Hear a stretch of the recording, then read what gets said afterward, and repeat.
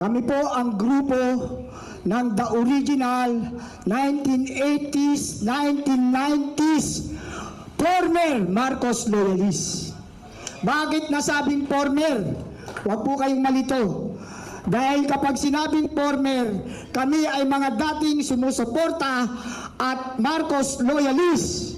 Pero ito po ay kapanahunan ng kanyang ama na si Ferdinand Emmanuel Edralin Marcos.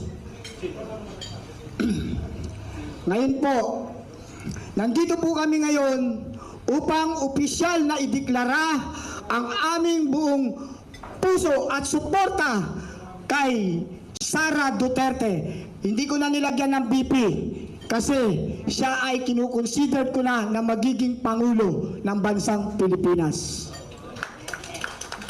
Para sa pagka-presidente ng Republika ng Pilipinas sa darating na 2026 at 2028 onward. Ibig sabihin, dahil kami ay nag-withdrawal of support na noong February, kami ay nag-withdrawal of support sa pamamahalang BBM, kaya hindi namin na kinukonsidera na si BBM ay aming pang Pangulo. Sa maraming kadahilanan, pero tutuloy ko muna itong opening statement.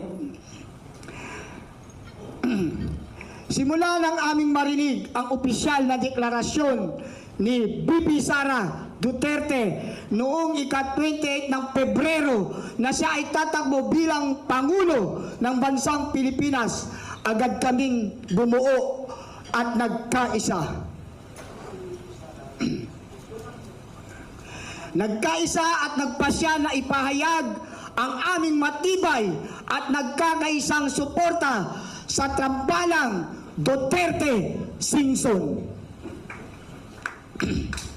Napili namin si Inday Sara Duterte sapagkat siya ay isang leader na may puso at may matibay na paninindigan. Sa kabila ng puro banat, puro impeachment, siya ay nananatiling nakatayo. Kaya kami ay matibay na nininindigan at kami ay sumusuporta kay Pangulong Sara Duterte. Naniniwala kami na sa ilalim ng kanyang pamumuno maipagpapatuloy ang mga programang magpapaunlad sa ekonomiya, magpapatibay sa kapayapaan at kaayusan at magbibigay ng mas maayos na kinabukasan para sa bawat mamamayang Pilipino at sa darating na next